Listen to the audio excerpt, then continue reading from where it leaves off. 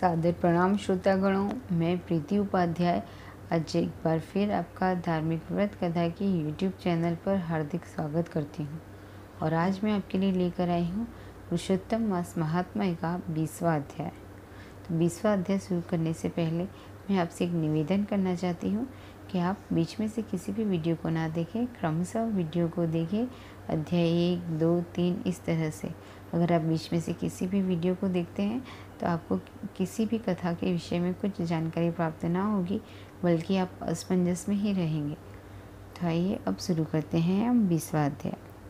सुत जी बोले, नारायण के मुख से दृढ़ धनवा की पूर्व जन्म वृत्तांत को सुन नारद जी श्री नारायण को फिर से पूछने लगे, हे हरि, हे तपोनिधे। राजा दृढ़ धनवा फिर वाल्मीकि ऋषि को क्या कहने लगे, सो कृपा करके आप हमसे कहिए।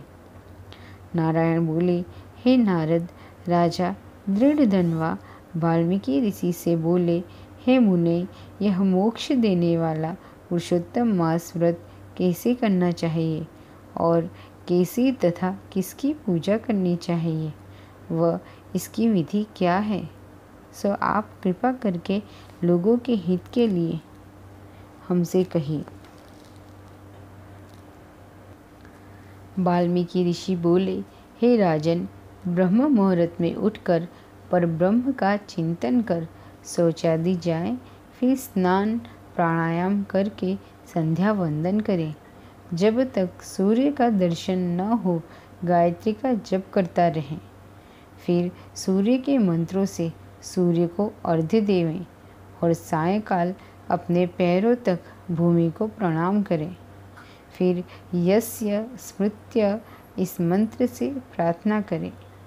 जो ब्राह्मण श्रद्धा से विधिपूर्वक संध्या वंदन करता है, उसे 3 लोक में कुछ भी कठिन नहीं होता।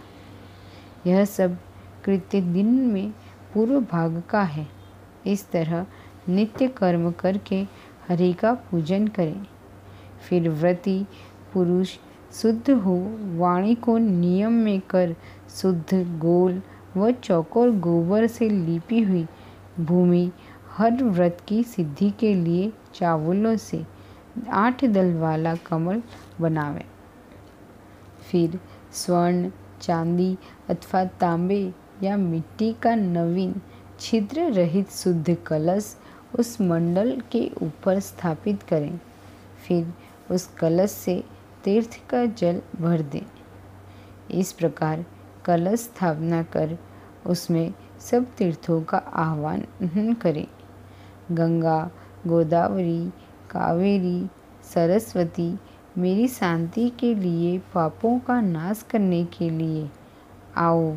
फिर कलश के मंत्रों से गंध, अक्षत, नैवेद्य और ताजे पुष्पों से पूजकर कलश के ऊपर पीले वस्त्र से लपेटा हुआ तांबे का पात्र रख दें।